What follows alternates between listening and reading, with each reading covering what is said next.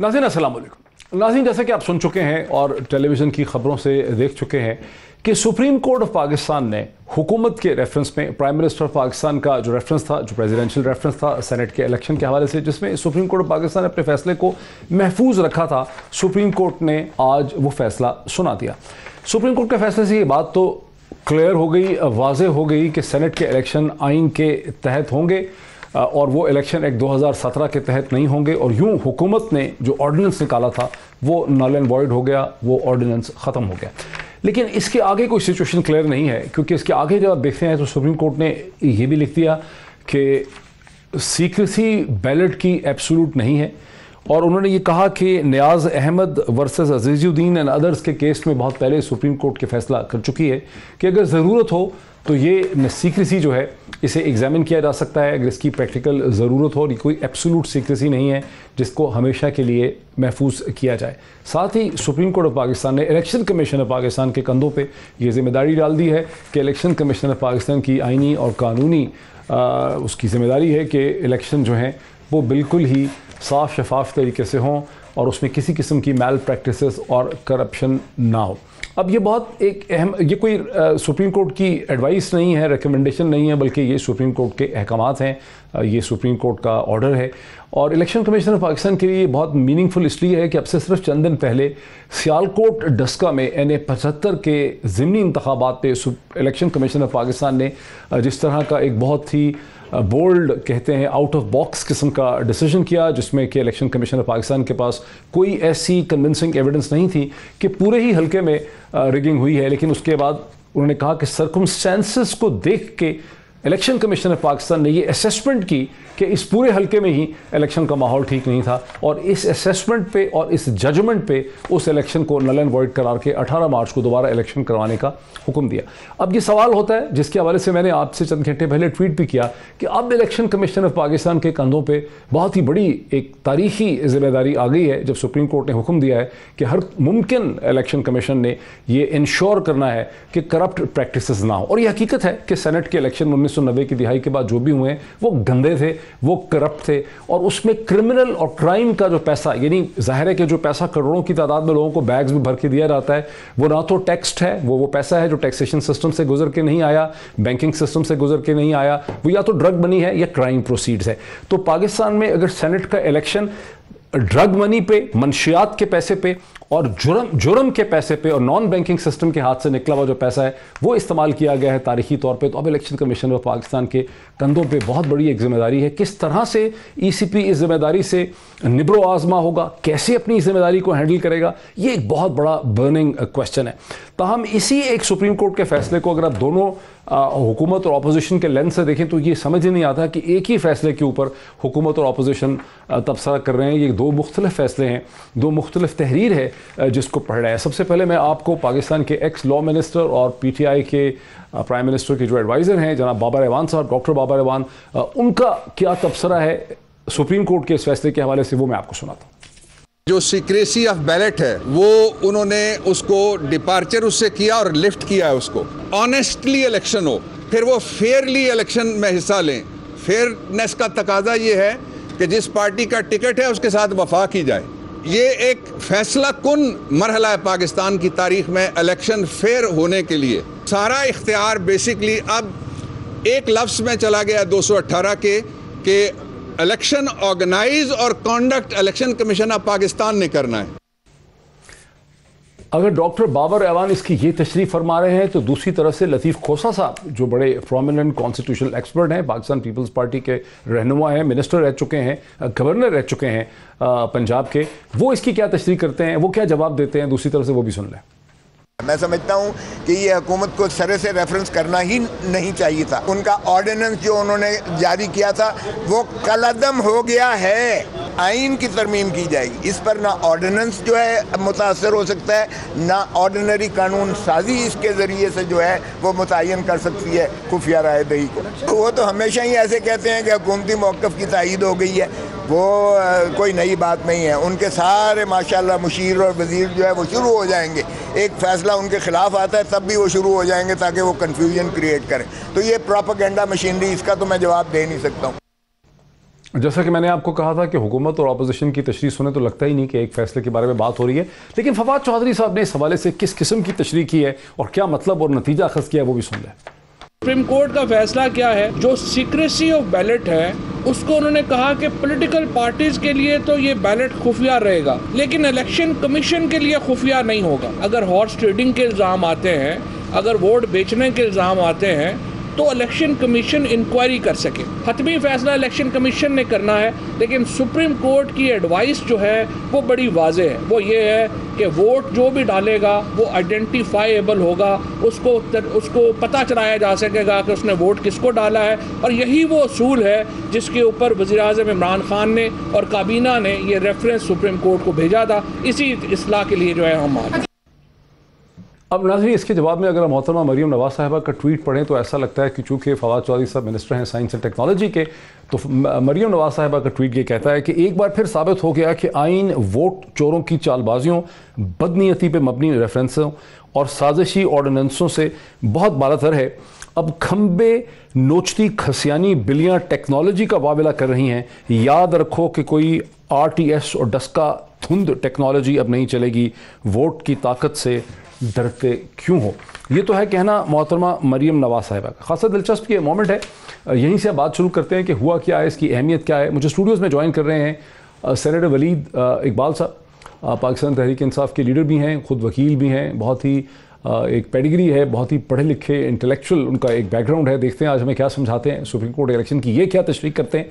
हमें ज्वाइन कर सकेंगे PMLN के सीनियर रहनुमा जनाब सेनेटर जावेद अब्बासी साहब, खुद सेनेटर हैं, वीडियो लिंक के जरिए हमें ज्वाइन कर रहे हैं। चेयरपर्सन है committee of senate law and justice के। Very warm welcome to him as well along with senator साहब। और मुझे ज्वाइन कर रहे हैं पाकिस्तान के prominent political analyst, television personality जनाब साबिर शाकिर साहब, वो भी मेरे साथ होंगे। तो हम डिस्कशन का आगाज़ करते हैं। सेनेटर साहब, आपकी क्या तशरीह है कि सुप्रीम कोर्ट ऑफ पाकिस्तान ने क्या कहा है? मैं बिल्कुल 1 मिनट के बाद करूंगा। जावेद अब्बासी साहब आ चुके हुए हैं प्रोग्राम में? जी मेरा ख्याल है। जी सेनेटर जावेद अब्बासी साहब, क्या आप हमें सुन रहे हैं? जी मैं सुन रहा हूँ जी। वलीद साहब को मेरा बहुत सलाम हो जी। सेनेटर जावेद अब्बासी साहब आप? जी मैंने सिर्फ इसलिए ये अर्ज़ की क्योंकि आप चाह रहे थे इनका राय का इख्तलाफ मेरे से ज़रूर होगा, लेकिन मैं एक बात को तस्लीम करना चाहता हूँ कि बतौर एक सेनेटर के और बतौर चेयरमैन स्टैंडिंग कमेटी जो कानून और इंसाफ की है, जावेद अब्बासी साहब ने बहुत मेहनत की है और बहुत काबिल ज़िक्र जो है उन्होंने काम किया है। मैं उनकी कमेटी का मेंबर रहा हुआ हूँ और मैं उनको ये एक खराज तहसीन पेश करना चाहता हूँ। उनकी मेहनत और उनके विजन और उनकी जो है काबिलियत, ये रिटायर हो रहे हैं और ये एक तरह की अलविदाई समझ लें। चले जावेद अब्बासी साहब, एक प्रोग्राम जो है ना वो किसी खुशकन बात से शुरू हो गया है, डिपार्चर हो गया है पाकिस्तान टीवी के प्रोग्राम्स में कि आपकी तारीफ कर दी एक दूसरे ऑपोजिशन की। और ये मैंने कहा ना, राय का इख्तलाफ अभी आज जरूर होगा, लेकिन ये मैं जरूर कहना चाहता था क्योंकि मैं तस्लीम करता हूँ। अच्छा चलें, अब ये बताएं कि आपकी हुकूमत की तशरीह क्या है कि सुप्रीम कोर्ट ने क्या हुक्म दिया? देखें जी, मैं अगर उसको उस जाविये से मैं अहम समझता हूँ इस बात को कि उसको उस जाविये से पेश किया जाए जिससे उसको अपोजिशन पेश कर रही है, चाहे लतीफ़ खोसा साहब ने या मरियम साहिबा की ट्वीट ने ये किया। देखें जी, ये किसी भी हवाले से ये ऐसा फैसला, या फैसला तो नहीं इसको कहते 186 में, इसको राय कहते हैं, ओपिनियन। ये ओपिनियन किसी भी कतई तौर पे ऐसा नहीं तसव्वुर किया जा सकता कि हुकूमत पाकिस्तान के ख़िलाफ़ है। उसकी वजह मैं अर्ज़ करता हूँ। नहीं, ऑर्डिनेंस आपका ख़त्म हो गया। वो मैं आपको अर्ज़ करता हूँ, अगर वो खिलाफ एज पर कॉन्स्टिट्यूशन होगा, अग्रीड, मैं वो भी मानता हूँ, लेकिन मैं इसलिए कहना चाह रहा हूँ कि वो किसी भी हवाले से ख़िलाफ़ आप नहीं तसव्वुर कर सकते। वो या तो वो जो इख्तलाफी राय जस्टिस याया आफरीदी ने दी है, अगर वो तमाम कोर्ट की राय होती तो ये तसव्वुर किया जा सकता था कि वो खिलाफ तो 1/5 के बगैर, हाँ जी, कि हम इसको ऐसा सवाल समझते ही नहीं जो आर्टिकल 186 के जुमरे में आता है, इसलिए उसे हम वापस कर देते हैं। ये यकीनन एक बहुत एम्बैरेसिंग और बड़ा एक समझते हैं कि मुस्तरद कर देने वाली बात ये नहीं, ऐसा नहीं। नंबर 1। नंबर 2, ये भी हो सकता था, देखिए गवर्नमेंट ने राय बजरिया सदर पाकिस्तान राय मांगी थी कि क्या ये इलेक्शन सेनेट के अराकीन का इलेक्शन आइन के मातहत है या सादा कानून के मातहत है। तो सुप्रीम कोर्ट ऑफ पाकिस्तान उसको ये राय दे के जो है ख़त्म कर सकता था कि जी वो आइन के मातहत है, फुल स्टॉप। लेकिन ऐसा नहीं हुआ, फुल स्टॉप। हाँ जी, वो फुल स्टॉप से आगे भी जो बातें हुई हैं वो बहुत ज़्यादा अहमियत की हामिल हैं। और मैं ये समझता हूँ कि मेरा ख्याल इसीलिए शायद फौरी तौर पे कोई रिएक्शन नहीं आई मरियम साहिबा की तरफ से, क्योंकि नहीं आई है ना, मशवरा यही दिया गया था कि जरा एक दफा जरा मिठाई बांटने वाला काम आई है ना, एक बार फिर साबित हो गया कि फौरी तौर पे नहीं आई। वोट पहले उन्होंने, इनके मुशीरान ने कहा पहले हमें इसे पढ़ लेने दें, बाकी तो पॉलिटिकल रेटोरिक है। इसलिए मैं अर्ज कर रहा हूं कि इलेक्शन को दयानतदाराना, मुनसिफाना, शफाफ और कानून के मुताबिक उसके इनकाद को यकीनी बनाने की जिम्मेदारी जो है वो इलेक्शन कमीशन पे आयद होती है। ये वाजे किया है सुप्रीम कोर्ट ऑफ पाकिस्तान, और ये कि वोट और कि जी करप्ट प्रैक्टिसेस को रोका जाए, और ये कि वोट की सीक्रेसी एब्सोल्यूट नहीं है। ये तो ये कहकर यही तो मैं आगे इसी पर आ रहा था कि उन्होंने इसको जोड़ा है, आर्टिकल 12183 से जोड़ा है, आर्टिकल 220 से जोड़ा है, आर्टिकल 220 से जोड़ा है, और बिल्कुल मैं इसमें खत्म करता हूं कि सीक्रेसी हतमी नहीं है। ओपन बैलेट और आइडेंटिफाइबल बैलेट में ओपन तो उन्होंने नहीं करने को कहा, लेकिन आइडेंटिफाइबल का इशारा कर दिया। अच्छा, सेनेटर बहुत बड़ी विक्ट्री है। मैं सेनेटर जावेद अब्बासी साहब, सेनेटर वलीद का ये कहना है कि अगर तो सुप्रीम कोर्ट मुतफ़िक़ा तौर पे ये कहती थी कि रेफरेंस बनता ही नहीं था तो भी हुकूमत की शिकस्त होती, या जस्टिस याहिया अफरीदी ने कहा, महज जिस तरह से जस्टिस याहिया अफरीदी ने कहा, या अगर सुप्रीम कोर्ट ऑफ पाकिस्तान सिर्फ ये कहती थी कि इलेक्शन आईन और 226 के तहत ही होंगे और उसके आगे फुल स्टॉप लगा देती तो भी अपोजिशन की कामयाबी होती, हुकूमत की नाकामी होती। लेकिन सुप्रीम कोर्ट का ये कह देना कि वोट जो है उसकी एब्सोल्यूट सीक्रेसी नहीं है, उसमें डिसीजन उनका कोर्ट कर देना, नियाज अहमद वर्सेस अजीजुद्दीन अदर्स का वो डिसीजन कोर्ट कर देना, इलेक्शन कमीशन ऑफ पाकिस्तान को कहना कि हर मुमकिन तरीके से वो इलेक्शन में करप्ट प्रैक्टिसेस को रोके, ये सब चीज़ें जो है हुकूमत की कामयाबी है, और जिसकी हुकूमत अब तशरीह भी कर रही है कि ECP को उसके ऊपर एक नंबर डालना चाहिए, एक स्कैन बार कोड डालना चाहिए, सीरियल नंबर डालना चाहिए बैलेट पे। अब आपका क्या जवाब है? बहुत शुक्रिया पिज़ादा साहब, मैं बहुत मशकूर हूँ वलीद इकबाल साहब के जो बहुत ही अच्छे अल्फाज मेरे तलब उन्होंने कहे हैं, इनकी मेहरबानी। मैं समझता हूँ कि हमने इनसे भी बड़ा सीखा है, और जिस तरह लॉ कमेटी को इन्होंने असिस्ट किया है, मैं समझता हूँ कि शायद कोई और कर सकता, तो इनकी मेहरबानी जो अल्फाज इन्होंने कहे। मसला हार जीत से ज़्यादा ये था कि हम हुकूमत को बार बार कह रहे थे कि ये जो रेफरेंस आप लेके जा रहे हैं, ये फोरम आपने इसलिए एक गलत टाइम में आपने मुंतखब किया है कि आइन की आर्टिकल 226 क्लियर है, और सुप्रीम कोर्ट पाकिस्तान जो है वो आइन की तशरीह तो ज़रूर करती है, लेकिन वो कोई आइन की आर्टिकल को अमेंड करने का अख्तियारात नहीं रखती है। वलीद साहब से ज़्यादा बेहतर और कौन जानता है। लिहाजा इस आर्टिकल की मौजूदगी में supreme court of Pakistan ultimately यही कहेगी कि जो सेनेट ऑफ पाकिस्तान का इलेक्शन है वो आइन के आर्टिकल 226 के एम्बेट में आता है, लिहाजा ये खुफिया ही होगा, इसको ओपन नहीं किया जा सकता। ये एक डिबेट था, ये लेके गए थे, इनका ख्याल था, इसके लिए इन्होंने बड़ी कोशिश की कि नहीं, इनका ख्याल था या ये चाहते थे कि वो सुप्रीम कोर्ट ऑफ पाकिस्तान कहे कि ये, लेकिन सुप्रीम कोर्ट ने ये भी लिख दिया है कि सीक्रेसी एब्सोल्यूट नहीं हो सकती। नियाजुद्दीन वर्सेस अदर्स को उन्होंने कोर्ट कर दिया है, फैसले को नियाज Ahmad versus Azizuddin and others को उसको कोर्ट कर दिया, और ECP को कहा है कि उसकी जिम्मेदारी है कि करप्ट प्रैक्टिसेस को उसने रोकना है और हर मुमकिन तरीका जो है इंक्लूडिंग टेक्नोलॉजी उसने इस्तेमाल करना है। ये भी कर दिया। ये सुप्रीम कोर्ट ऑफ पाकिस्तान ने कोई नई बात नहीं की है। इलेक्शन लॉज में जो हमने खुद बनाए हैं, हमने देखे हैं, इसमें बिल्कुल ये बातें लिखी हुई हैं, और ये जिम्मेदारी है इलेक्शन कमीशन ऑफ पाकिस्तान की कि वो पूरी तरह तमाम election including senate of Pakistan के इलेक्शन जो है उसको इंश्योर करे कि उसमें कोई ऐसी मेल प्रैक्टिसेस नहीं इस्तेमाल होने चाहिए, उसमें कोई इन्फ्लुएंस इस्तेमाल नहीं होने चाहिए, उसमें कोई पैसे का अमल दखल नहीं होना चाहिए। ये तो यही तो जिम्मेदारी है इलेक्शन कमीशन ऑफ पाकिस्तान की। ये आप जरूर कह सकते हैं कि सुप्रीम कोर्ट ऑफ पाकिस्तान ने शायद ये उन्हें याददानी कराई हो कि ये जो मैकेनिज्म है, जो इलेक्शन कमीशन ऑफ पाकिस्तान की जो जिम्मेदारी है वो, लेकिन सेनेटर साहब, माजी में जब ये ट्रक भर भर के सूट केसेस भर भर के पैसे करोड़ों रुपए दिए गए सेनेट के इलेक्शन खरीदने के लिए, जिसकी वीडियोस एग्जिस्ट करती हैं, वैसे भी बहुत एनेक्डोटल उसके बारे में एविडेंस एग्जिस्ट करती है, और जाहिर है कि ये पैसा एक जुर्म का पैसा होता है, ये कोई बैंक के अकाउंट से निकाला हुआ पैसा नहीं होता, ये कोई टैक्स पेड पैसा नहीं होता, ये मंशियात का, ये गलत कामों का, ये जुराइम से, ये प्रोसीड्स ऑफ क्राइम है कानून की नजर में। जो पैसा दिया गया है 6-6, 7-7, 8-8 करोड़, उस पर तो इलेक्शन कमीशन ऑफ पाकिस्तान ने कभी किसी को बुलाया ही नहीं। मैं फिर यही कह रहा हूं कि इस मुल्क का वज़ीर आज़म साहब कहते हैं कि यहाँ बलूचिस्तान में लोग 40 करोड़ से 80 लाख करोड़ रुपया लेके खरीद रहे हैं। इस मुल्क का सबसे बड़ा जो law officer attorney general of Pakistan, उसने सुप्रीम कोर्ट ऑफ पाकिस्तान के सामने कहा है कि इस्लामाबाद के अंदर बक्से खुल गए हैं पैसों के, और हुंडी के जरिए ये जो पेमेंट हो रही है वो दुबई में हो रही है। ये तो वो पुराने वक्त भी ठीक, तो मैं समझ गया आपकी बात, मेरे ख्याल व्यूअर समझ गए हैं। जरा साबिर शाकिर साहब का एनालिसिस इसमें। साबिर शाकिर साहब, इलेक्शन कमीशन ऑफ पाकिस्तान, एक जुमला वो ये है कि अब ये इलेक्शन जो है ये अब उसी लॉ के मुताल्लिक होने जा रहा है जो पहले से प्रैक्टिस किया जा रहा था। ये अब कोई नई चीज नहीं होगी, ना होने वाली है। जो भी इसकी कोई तहवील दे, तो ये जो वज़ीर आज़म साहब और इन्होंने इतने बड़े पैसे का वेला किया है, ये अब क्या साबित इन्होंने किया है कि ये इस इलेक्शन की क्या इज्जत और क्रेडिबिलिटी इन्होंने छोड़ी है।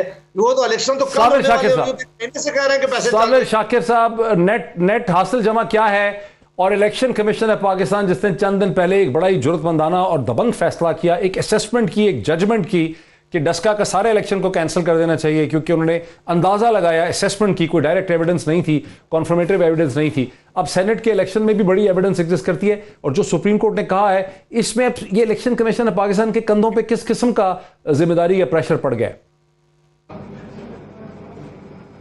मेरा ख्याल है कि सुप्रीम कोर्ट ऑफ पाकिस्तान ने जी अपनी डोमेन में रहते हुए, अपने दायरा कार में रहते हुए एक बेहतरीन जजमेंट दी है, बेहतरीन राय दी है, और इतनी अच्छी राय दी है कि उसने इलेक्शन कमीशन ऑफ पाकिस्तान को उसकी जिम्मेदारियां बताई हैं और उनको उनको याद दहानी करवाई है और सुप्रीम कोर्ट के फैसलों का हवाला दिया है।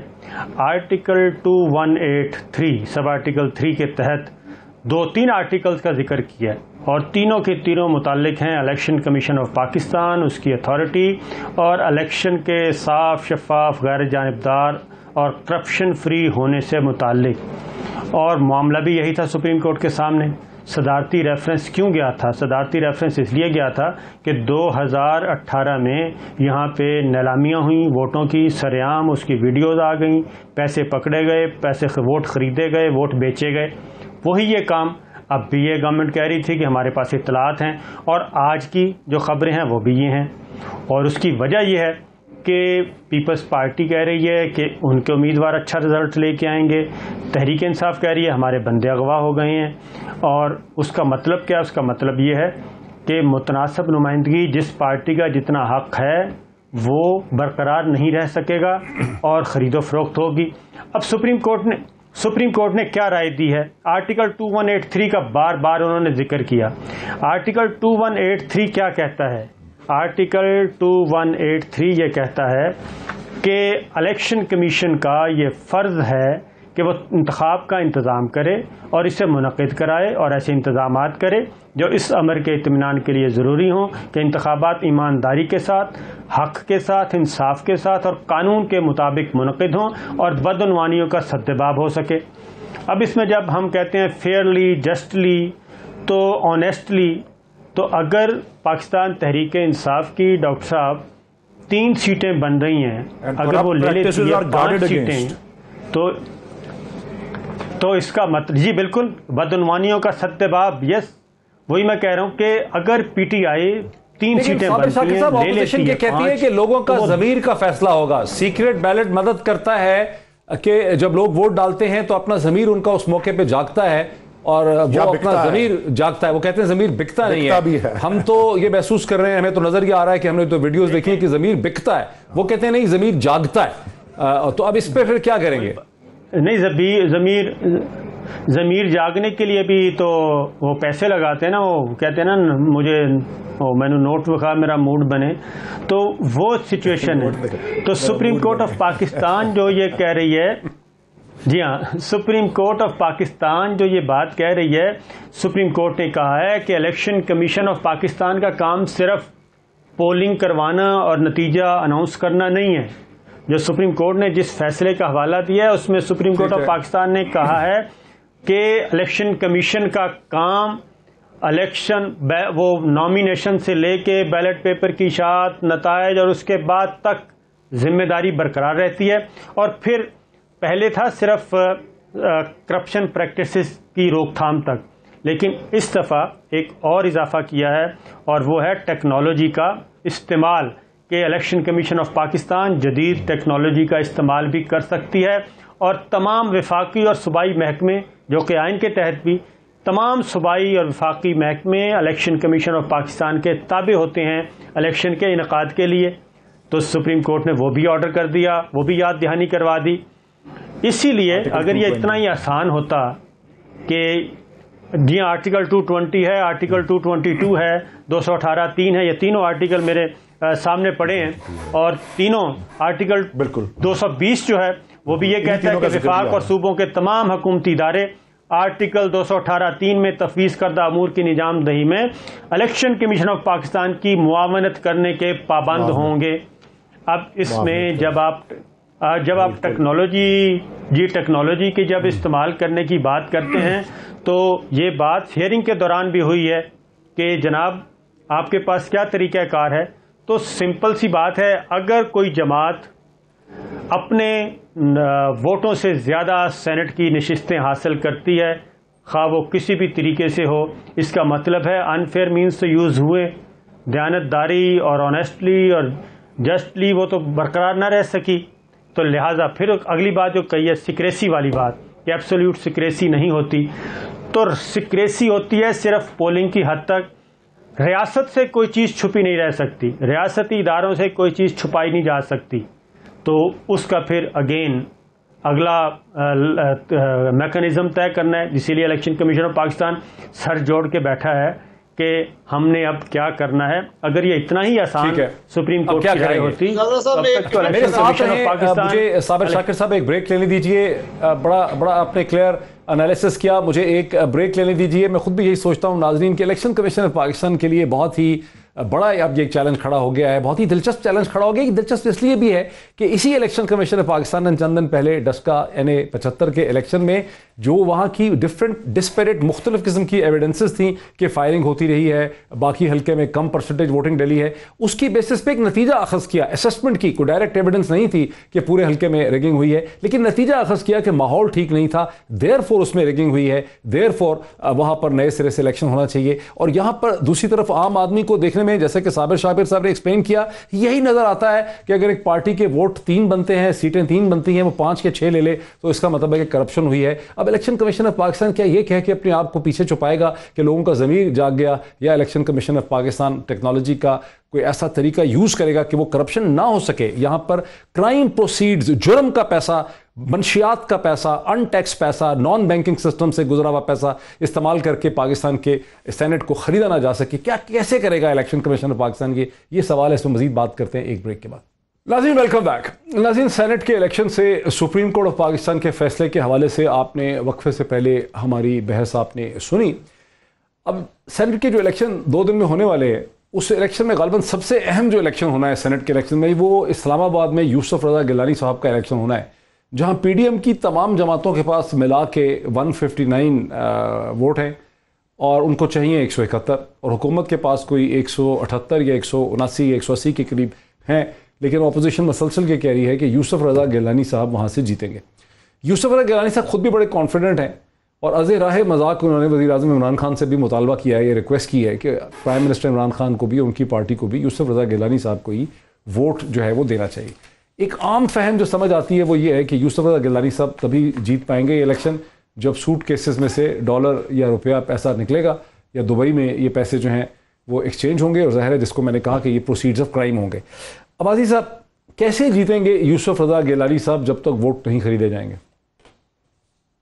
पीरज़ादा साहब, मैं अभी दोनों साथियों ने पहले भी बात की है, इसमें एक बात ज़रा मेहरबानी करके अपने नाजरीन तक मुझे पहुँचाने दें कि ये बिल्कुल ठीक नहीं है कि ये समझा जाए कि जिसने भी वोट दिया उसने पैसे लेके दिए। अगर ये बात होती, इस पर डिफेक्शन क्लास लगी होती, और अगर ये बात मान ली जाए कि जितने लोगों की नुमाइंदगी है, इतने लोगों की जितनी सीटें, वही सीटें इनको मिल जाए, तो फिर सेनेट का इलेक्शन कराने की जरूरत नहीं है। फिर तो रिजर्व सीट की तरह, जिस तरह वो मिल की सीटें होती हैं, खुद इलेक्शन कमीशन को पार्टी भेज दें कि जी मेरी इतनी सीटें बनती हैं तो आप नोटिफाई कर दें। ये नहीं है ऐसा, ये इलेक्शन है। इलेक्शन में कहा गया और ये मेम्बरान को अख्तियार दिया गया है कि वो अपने ज़मीर के मुताबिक जो है वो फैसला करें। अब ये इस्लामाबाद का बड़ा अच्छा क्वेश्चन आपने पूछा है। एक तरफ यूसुफ रज़ा गिलानी है जो इस मुल्क के वज़ीर-ए-आज़म रहे हैं, एक सियासी जमात के साथ उनकी वाबस्तगी रही है, एक बहुत बड़े लीडर्स हैं, इस मुल्क के स्पीकर रहे हैं, इस मुल्क के लिए उन्होंने खिदमत की है। दूसरी तरफ एक ऐसे आदमी को ले गए हैं जो IMF का आदमी है, जो पाकिस्तान में सिर्फ नौकरी करने के लिए आता है। वो परवेज मुशर्रफ के साथ भी नौकरी के लिए तैयार थे, वो गिलानी साहब के मिनिस्टर बनने के लिए भी तैयार थे, वो आज यहाँ इमरान खान साहब के भी मिनिस्टर बनने के लिए तैयार है, जो कोई और लेके आए। पाकिस्तान के जो इस वक्त के MNAs हैं जो पाकिस्तान में रहते हैं, वो जानते हैं कि इस आदमी की कोई कन्विक्शन नहीं है गिलानी साहब के मुकाबले में, वो क्यों वोट इनको दें, इनकी क्या क्रेडिबिलिटी क्या है कि इनको वो वोट दें। उन्हें पता है कि आज हुकूमत खत्म होगी, सबसे पहला आदमी जो ब्रीफकेस उठाकर पाकिस्तान को छोड़ के जाएगा वो हफीज शेख साहब होंगे।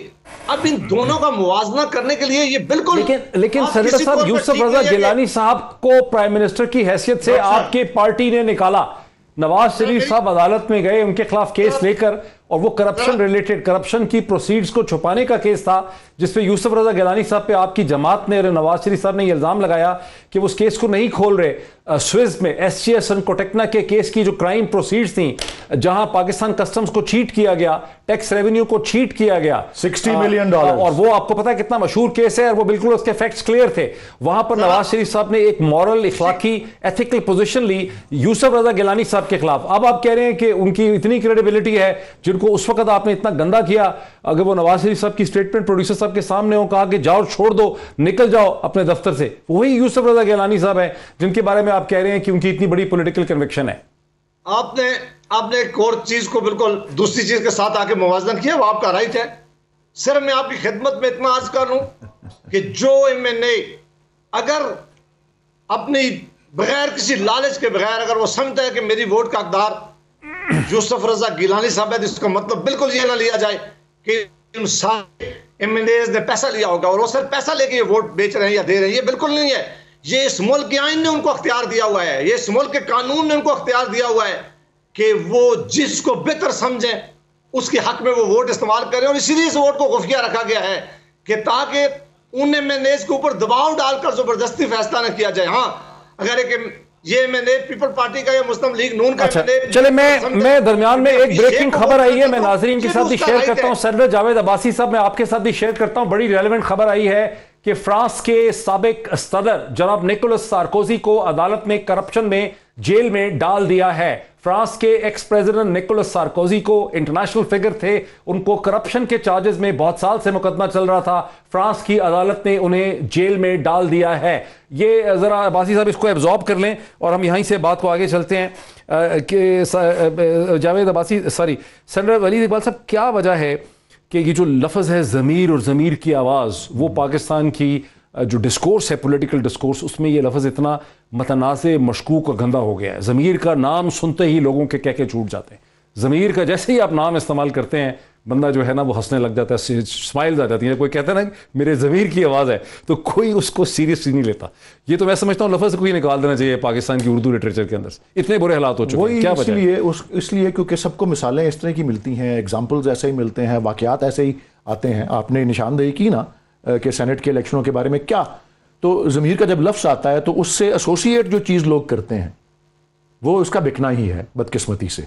और जब बिकना, और कहाँ बिक रहा है कि सबसे आला ऐवान है, सबसे बाला ऐवान है मुल्क का, उधर अगर इस तरह होता है तो ये आप क्या समझते हैं कि थानेदार और पटवारी जो है वो उससे क्या एग्जाम्पल लेंगे? वो सीधी लाइन पे आएंगे, वो भी तो कहेंगे जी जमीन उधर देखें और हम तो छोटे छोटे प्यादे हैं। तो इसमें क्या जवाब है आपका? वो कह रहे हैं कि वो कहते हैं कि यूसुफ रजा गिलानी की पर्सनैलिटी इंप्रेसिव है। हाँ, अच्छा, आप उनके हवाले से पूछ रहे हैं आपने, और डॉक्टर आपने तो वैसे सारे सूटकेस लेके चले जाएंगे। आपने वैसे सारे अल्फाज मेरे, मैं भी आइन की बात ही करना चाहता हूं, आपने सारे अल्फाज मेरे मुंह से ही निकाल लिए। क्रेडिबिलिटी का लफ्ज़ जो है वो जावेद अब्बासी साहब ने इस्तेमाल किया, और क्रेडिबिलिटी का लफ्ज़ उन्होंने किसके लिए इस्तेमाल किया? यूसुफ रजा गिलानी साहब के लिए। किस चीज़ के मुर्तकिब वो थे? नंबर एक कि $60 मिलियन की जो चोरी पाकिस्तान से हुई, जो ये स्विस जो केस था, उसके लिए वो नहीं जो थे, स्विट्जरलैंड की जायदुल मियाद हो गया वो मामला। उन्होंने सुप्रीम कोर्ट को नहीं, सुप्रीम कोर्ट आइन की पैदावार है, उन्होंने सुप्रीम कोर्ट, और सुप्रीम कोर्ट कस्टोडियन आइन का, सुप्रीम कोर्ट तशरीह करता है इनकी, सुप्रीम कोर्ट के अहकामात की उन्होंने नाफरमानी की, और जिसके लिए उनको ओहदे से उन्होंने फर्माबरदारी की अपने पार्टी के हेड की। उन्होंने सुप्रीम कोर्ट जो कि अदालत उज़्मा है उसकी नाफरमानी की, और किस लिए की? कि प्रोसीड्स ऑफ क्राइम को वो छुपा सकें और उसको दबा सकें और वो केस ना चले। मैं तो समझता हूं, मैं जितने MNAs देख रहे हैं इसको बिल्कुल ना वोट दें यूसुफ रजा गिलानी साहब को, क्योंकि उसकी जीरो क्रेडिबिलिटी है, और वो जुर्म का मुर्तकिब होकर निकला, और जुर्म को छुपाने की वजह से जो है निकला। हफीज शेख के बारे में, डॉक्टर हफीज शेख के बारे में जो मर्जी कह लें, मैंने कभी उनकी इंटेग्रिटी के बारे में कभी उनकी इंटेग्रिटी और उनकी दयानतदारी के बारे में कभी मैंने किसी को उंगली उठाते हुए नहीं, वो खैर वहां भी लोग खबर डालते हैं। जनाब साबिर शाकिर साहब, चंद दिन पहले अमेरिका में जो इम्पीचमेंट का वोट डला उसमें ट्रंप के एक्स प्रेसिडेंट ट्रंप के खिलाफ 7 पार्टी मेंबरान रिपब्लिकन ने वोट डाला, लेकिन वहां पर यह बात किसी ने नहीं कही कि ये बिक गए थे और ये इनके ज़मीर की आवाज़ नहीं थी, और वहां पे ओपन ट्रांसपेरेंट वोटिंग हुई। क्या वजह है कि हमारे यहाँ जैसे ही उर्दू जुबान में कहा जाता है कि ज़मीर की आवाज़ तो लोगों की हंसी छूट जाती है, क्या वजह है इसकी साबिर शायद? उसमें एक तो उसमें ओपनली उन्होंने किया, इम्पीच करने की बात थी तो वो 7 के 7 रिपब्लिकन आ गए थे मैदान में, और दूसरा जावेद अब्बासी साहब बहुत इंतहाई रीजनेबल सीजन हैं और खुद कानून के शोबे से वाबस्ता हैं। अगर इनकी ये दलील मान ली जाए तो कल को ये दलील इनके ही गले में पड़ जाएगी, और उसकी वजह वो ये कहते हैं कि फिर तो अगर पार्टी की तनासुब से पार्टी के जो जितने वोट हैं उनको सेनेटर नहीं मिलते, इसका मतलब है करप्शन हुई है। तो ये जरूरी नहीं है कि वो करप्शन हुई हो, तो फिर तो पंजाब में क्यों फिर सेनेट का इलेक्शन नहीं हुआ? वहां पे तो पार्टी लीडर ने बैठ के आपस में फिक्स कर लिया कि ये सीटें आपकी, ये आपकी, ये आपकी, तो वहां पे भी फिर इलेक्शन होने देना था। इलेक्शन वोट का तकद्दुस नजर आना चाहिए था ओपन, क्योंकि वहां पे फायदा था। ठीक है, वहां पे फायदा था, इसलिए उधर बंद कमरे में बैठ के तमाम पार्टी हेड्स ने वो एमपीए से इलेक्टोरल कॉलेज से वो इख्तियार अपने पास लिया। किसने लिया? बिलावल भुट्टो साहब ने, मरियम सफदर साहिबा ने और चौधरी परवेज इलाही साहब ने और वजीर आजम इमरान खान साहब ने, ये चारों लीडर्स ने तमाम एमपीए से वो इख्तियार अपने पास लिया और वेटो पावर यूज की और सवाबदीदी इख्तियार करते हुए उन्होंने कहा कोई जरूरत नहीं आपके वोटिंग की, ये हमने फैसला कर लिया। फिर उसके बाद ये है कि सादिक संजरानी साहब का, इसका मतलब है वो इलेक्शन फेयर था, वो तो फिर फेयर था इलेक्शन। उस पे तो मुस्लिम लीग नवाज को, पीपल्स पार्टी को, अपोजिशन को शोर नहीं बचाना चाहिए, वो भी जमीर के मुताबिक था। तो मसला ये है कि जो चीज एक फेयर आ गई है, एक अच्छी जानिब बढ़ रहे हैं, उसका फायदा किसी को भी हो। सुप्रीम कोर्ट क्या कह रही है और हमारा आइन क्या कहता है, क्योंकि मुतनासिब नुमाइंदगी की बुनियाद पे सेनेट में सीटें मिलनी है।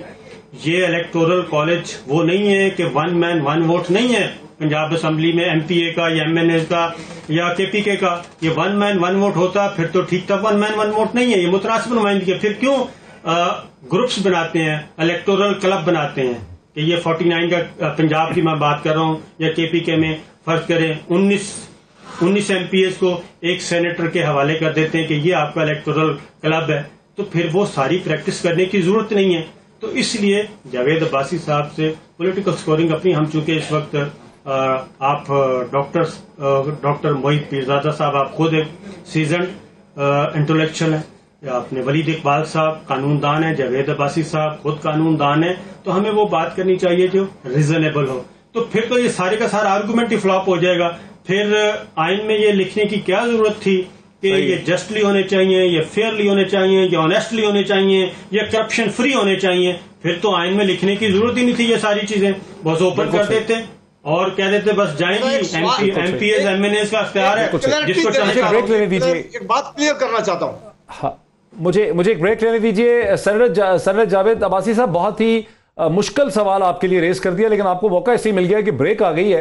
ब्रेक में आप सोच लें और उसके बाद हमें जवाब दें कि जो साबिर शाकिर साहब ने बहुत ही चुपता हुआ पर्टिनेंट और मुश्किल सवाल आपके लिए रेस किया है, इसका जवाब हम आपसे लेंगे ब्रेक के बाद। नाज़रीन वेलकम बैक। मैं चलना चाहूँगा सेनेटर जावेद अब्बासी साहब के पास और उनसे हम जवाब लेंगे जो अहम और मुश्किल सवाल रेस किया साबिर शाकिर साहब ने सेनेट के इलेक्शंस के हवाले से। जी जावेद अब्बासी साहब। मैं मशकूर हूँ शाकिर साहब को, उन्होंने बड़ा अच्छा सवाल उठाया, लेकिन मैं एक इंटेलेक्चुअल बात आपके सामने रख रहा था। वलीद साहब भी बैठे हुए, डॉक्टर साहब आप भी जानते हैं। मैं ये कह रहा था कि आईन पाकिस्तान ने किसी कैंडिडेट के ऊपर ये पाबंदी, 3 जगह उन्होंने पार्टी को कहा कि वोट के जो है वो पार्टी का पाबंद है आदमी। डिफेक्शन क्लास है 3 जगह पे कि अगर वो वजीर आजम और चीफ मिनिस्टर को वोट नहीं देता पार्टी की डायरेक्शन के खिलाफ तो डिफेक्शन है, अगर वो कॉन्स्टिट्यूशनल अमेंडमेंट के ऊपर नहीं देता तो डिफेक्शन है, जिस पर मुझे सख्त एतराज भी है बहरहाल। और तीसरा उन्होंने कहा कि अगर बजट के ऊपर वो नहीं वोट देता तो ये डिफेक्शन क्लास है। डॉक्टर साहब, ये इलेक्शन बिल्कुल उसी तरह जिस तरह कॉन्स्टिट्यूंसी का इलेक्शन है। आप जा रहे हैं अपने बेटे के साथ और आप कह रहे हैं कि मैं फलां कैंडिडेट को वोट दूंगा, वो फलां पार्टी है, मुझे पसंद है, लेकिन साथ ही आपका बेटा कहता है कि नहीं। लेकिन ये वो सवाल तो नहीं है, ये सवाल का जवाब तो नहीं है जो साबिर शाकिर साहब ने आपसे रेज किया है। जी क्या सवाल था और क्या जवाब रेज किया, मुझे वो जरा बताएं, मैं उसको रेज करूं। मैं अपना आर्गूमेंट ये एस्टेब्लिश करना चाह रहा हूं। साबिर शाकिर साहब, क्या आपका सवाल यही था जिसका जवाब जावेद अब्बासी साहब दे रहे हैं? मुझे आप जवाब देने देना, मेहरबानी करें, आप मुझे बात मुकम्मल करने दें। जावेद साहब जी बाप, जावेद साहब जी साबिर शाकिर साहब, अगर कल को आपके आर्गुमेंट्स के मुताबिक कल को मेरा आर्गूमेंट नहीं है, आईने पाकिस्तान कहता है 100 सुने ये आपकी दलील के मुताबिक अगर हफीज शेख साहब 180 की जगह 200 वोट ले लेते हैं तो आप इसको ये कहेंगे कि नहीं, अरकान ने अपने ज़मीर के मुताबिक दिया है और हम इसको कबूल करते हैं? देखिए ये दो तरह की बहस है। मैं पहले बहस वो कह रहा था कि कानून क्या कहता है और आइन क्या कहता है। कानून और आइन ने कोई कदम किसी कैंडिडेट नहीं लगाई है, किसी मेंबर ऑफ पार्लियामेंट के ऊपर उन्हें कहा गया कि आप अपनी ज़मीर के मुताबिक फैसला करें। हाँ, अगर आप कोई मेंबर ऑफ पार्लियामेंट, उसके लिए कितनी बड़ी बेइज्जती, अगर वो इन्फ्लुएंस में आकर कोई पैसे लेकर किसी दोस्ती में वोट देता है तो ये गलत है। लेकिन अगर कोई मेंबर ऑफ पार्लियामेंट खुद के वोट देता है और कहता है कि मेरे ज़मीर के मुताबिक हफीज शेख साहब बेहतर है, तो कानून और आइन उसको ये पूरी इजाजत देता है। इसके ऊपर उसको कोई कदगन नहीं है, कोई रुकावट नहीं है। मैं सिर्फ ये एस्टेब्लिश कर रहा हूं कि ये भी इलेक्शन उसी इलेक्शन की तरह है जिस तरह कॉन्स्टिट्यूंसी के इलेक्शन में एक आदमी कहता है कि मैं इस कैंडिडेट को वोट देता हूं। सादिक संजरानी के खिलाफ तहरीक आत्म इत्माद जो मुस्तरद हुई वो बिल्कुल ठीक थी। नहीं, उसमें एक मामला उस और इस वोट में फर्क था। सादिक संजरानी की जब रेजोल्यूशन मूव हुई तो 64 वोट लोग उठ के खड़े हुए। अब उन्हें चाहिए था कि वो, अगर गैरत का तकाजा यही था कि वो उस रेजोल्यूशन के लिए फिर खड़े ना होते, और अगर खड़े हो गए थे क्योंकि वो उसका तरीकाकार ये था, तो फिर उन्हें वहां जाकर वोट भी ऐसा नहीं करना चाहिए था। यहां ऐसी कोई मसला नहीं। मैं ये कानूनी बात कर रहा हूं, नहीं बात कर रहा हूं। सर ये बड़ा कमजोर आर्गुमेंट है सर जावेद अब्बासी साहब। आप ये कह रहे हैं कि उनके ज़मीर की आवाज नहीं हो सकती थी। उन्होंने इसका तो फिर ये ना कि आप ये कह रहे हैं कि उनको अपना माइंड चेंज नहीं करना चाहिए। हम तो यही कह रहे हैं ना कि अगर ज़मीर की आवाज है तो खुल्लम खुल्ला इस्तेमाल करें। जैसे अमेरिका में 7 रिपब्लिकन ने खुल्लम खुल्ला हाथ खड़ा करके वो ट्रंप के खिलाफ वोट डाला, वो उनके ज़मीर की आवाज थी। कोई नहीं कह रहा कि उन्होंने कोई गलत काम किया। आपने ज़मीर की आवाज इस्तेमाल करनी है तो बांगे दहल करें। छुपके क्यों करते हैं ज़मीर की आवाज? छुपा हुआ ज़मीर क्यों है? नहीं, ये सीक्रेट बैलेट पेपर का जो पाबंदी है, ये आइन ने पाकिस्तान ने लगाई। आप आइन के आर्टिकल 226 में अमेंडमेंट कर लें और आइंदा शो ऑफ हैंड के जरिए फिर वोट करवा दें। इसीलिए रखी गई थी कि वो लोग पार्टी के जोर पर, सुप्रीम कोर्ट ने लिखा कि ये सीक्रेसी हतमी नहीं है, ये एब्सोल्यूट नहीं है। सुप्रीम कोर्ट ऑफ पाकिस्तान ने कहा कि ये सीक्रेसी एब्सोल्यूट नहीं है। और इससे पहले गुज़िश्ता 2-3 हफ्ते में आपकी दोनों जमातें, पीपल्स पार्टी और पीएमएल, मुतअद्दिद दफा ये कह चुकी हैं कि हम इसको चेंज करने को तैयार हैं, लेकिन हमारे से चूंकि हुकूमत ने ठीक तरह से बात नहीं की, इसलिए हम इसको चेंज कर रहे हैं। ये तो आपकी दोनों पार्टी कह रही है, पीएमएल भी कह रही है, पीपीपी भी कह रही है। इसलिए कह रहे हैं कि इस इलेक्शन के ऊपर बड़े मतनाजा हो रहे हैं कि हॉर्स ट्रेडिंग हो रही है, इसके ऊपर जो है पैसे चल रहे हैं। इस प्रैक्टिस को तो रोकने के लिए कोई तरीका कार इस्तेमाल किया जा सकता है, लेकिन इस वक्त आइन ये कोई पाबंदी नहीं लगा सकता कि कोई मेंबर ऑफ पार्लियामेंट जो है वो अपनी मर्जी से वोट नहीं दे सकता। मैं सिर्फ इतना कह रहा हूं।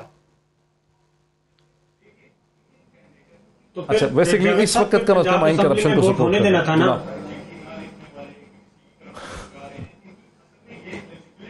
इसका जवाब नहीं दिया सर, ये तो भूल ही गया हमें। सर यही तो असल सवाल था कि वहां बैठ के क्यों एमपीएस का राइट आपने सलब कर लिया। मोहतरमा मरियम नवाज साहिबा ने, परवेज इलाही ने, इमरान खान ने, सब ने मिलकर फैसला कर लिया, एमपीएस से क्यों नहीं करवाया वोट? देखिए, ये मामला ऐसा हुआ है, जो मेरी खबर है, मैं उस पर ज्यादा डिटेल मेरे पास नहीं है, लेकिन सुना है कि स्पीकर प्रोविंशियल असेंबली जो है, और आज मैंने हामिद मीर साहब का आर्टिकल पढ़ा है। हामिद मीर साहब ने अपना आर्टिकल में आज सारी डिटेल लिखी है कि किस तरह चौधरी परवेज इलाही साहब ने, यही तो मसला है, चौधरी परवेज इलाही साहब ने सबको बिठाया, बात सुने, उन्होंने ये फैसला कर लिया है। ये अगर सारे एग्री हो गए और उनके मेंबर भी एग्री हो गए तो वो ठीक है, उसके लिए तो फिर किसी को कोई एतराज नहीं होना चाहिए। तो फिर जब अच्छा जावेद साहब, एक बात और भी है, लेकिन जब वो इलेक्शन ही करवाना है तो वोट इस्तेमाल करते हैं, मामला इलेक्शन से पहले खत्म हो गया। नहीं सर, नहीं सर, आपने इलेक्शन का एमपीएस से इख्तियार वापस ले लिया। 4 लोगों ने, पार्टी हेड ने इलेक्शन वापस ले लिया और अपने पास लिया और खुद इस्तेमाल किया। और यही काम मुज़ाकरात तो KPK में भी हो रहे हैं, मुज़ाकरात तो सिंध में भी हो रहे हैं, मुज़ाकरात तो बलूचिस्तान में भी हो रहे हैं। इस वक्त भी बैठे हैं, मुज़ाकरात हो रहे हैं कि आप ये कर लें, आप बड़ा अच्छा क्वेश्चन है साबिर शाकिर साहब आपका। दे दें, ये वो सीट लें। जरा सर वलीद को इसमें आने दीजिए। सर वलीद साहब, अब प्रोपोर्शनेट रिप्रेजेंटेशन होगी 2 दिन के बाद ज़मीर जागेगा, क्या होगा? ज़मीर जागने वाला है देखिए जी, पार्लियामेंटेरियंस का, या प्रोपोर्शन पे फैसला हो जाएगा? मैं वो तो जो हो गया तो बड़ा अच्छा होगा अगर प्रोपोर्शनल ज़मीर जाग गया तो नहीं, अगर प्रोपोर्शनल पे फैसला कहीं किसी और सूबे में हो जाता है जिस तरह पंजाब में हुआ, बिकॉज ये आइन की तायद उसको आप होल्ड करता है। मैं इससे ज़्यादा अहम एक और बात समझता हूँ। मैं ये समझता हूँ कि सुप्रीम कोर्ट ने जो निशानदही की है अपनी राय में इलेक्शन कमीशन के हवाले से कि जी ये आपकी जिम्मेदारियाँ हैं और ये आपकी पावर्स हैं और टेक्नोलॉजी भी आपके डिस्पोजल पर है। इलेक्शन कमीशन के पास मिसालें पिछले इलेक्शनों की मौजूद हैं कि सेनेट के इलेक्शनों में क्या हुआ, अब तो वीडियोस भी आ गई हैं। अगर कल कला किसी पे इल्ज़ाम लगता है कि फ़लाँ ने अपना वोट बेचा, कोई वीडियो आ जाती है, तो इलेक्शन कमीशन उसको प्रोसिक्यूट किस तरह करेगा, उसे करने के लिए इसको मैं अपने राय में समझता हूं, और मैं समझता हूं कि इलेक्शन कमीशन भी अगर आइन के मुताबिक चलना चाहती है और सुप्रीम कोर्ट की हिदायत के मुताबिक, तो वो उसको ओपन तो नहीं लेकिन आइडेंटिफाइबल बना देगी और बनाना चाहिए भी। और उससे ज़मीर को जागने की बात अलग होगी, लेकिन ज़मीर बिकने वाला काम जो है उसका यकीनन कोई ना कोई इंसदाद सामने आ जाएगा। सार्कोजी को 1 साल की सजा हुई है, इलेक्शन एक्ट में वोट भेजने की ज़्यादा सजा है 1 साल से की। हाँ, और जुर्म है। साबिर शाकिर साहब, ये जो अब है खबर के मामला दुबई में तय पाएंगे, रुपए पैसे का लेन देन वहां पे होगा, तो क्या इलेक्शन कमीशन पाकिस्तान को ये भी देखना चाहिए कि गुज़िश्ता 15 दिन से कौन कौन दुबई गया है सियासी ढांचे में से, कौन कौन अहम लोग जो हैं वो दुबई में बैठे हुए हैं? Your quick comment and the last comment. मेरा ख्याल है टेक्नोलॉजी का इस्तेमाल हो रहा है और हुकूमती इदारे ये काम कर रहे हैं, और उन्हीं टेक्नोलॉजी के इस्तेमाल की वजह से ही काफ़ी चीज़ें रुकी हुई हैं और सौदे भी रुके हुए हैं, क्योंकि अभी तक इलेक्शन कमीशन ऑफ पाकिस्तान की तरफ से कोई स्टेटमेंट नहीं आई कि वो सुप्रीम कोर्ट की राय के बाद, सुप्रीम कोर्ट के फैसले के बाद वो क्या फर्दर इक़दाम कर रही है सारे मामला को कि एज इट इज़ इम्प्लीमेंट हों और आर्टिकल 2183, 220 और 222 के तहत ये इलेक्शन फेयरली, जस्टली, ऑनेस्टली और करप्शन फ्री हों। इसका इंतजार किया जा रहा है, सौदे रुके हुए हैं, कैसे होगा? वक्त मेरा खत्म हुआ। साबिर शाकिर साहब का, सेनेटर वलीद इकबाल का, सेनेटर जावेद अब्बासी साहब का बहुत शुक्रिया। ये तेज़ुतुंद बहस आपने देखी। वहाँ ही मैं इख्तिताम करूँगा कि इलेक्शन कमीशन ऑफ पाकिस्तान के कंधों पे बहुत बड़ी तारीखी जिम्मेदारी सुप्रीम कोर्ट ऑफ पाकिस्तान ने डाल दी है। कैसे निब्रो आजमा होगा ECP से, ये अब देखना है। आज इतना ही, फिर आपसे बात होती है, मुलाकात होती है। Thank you.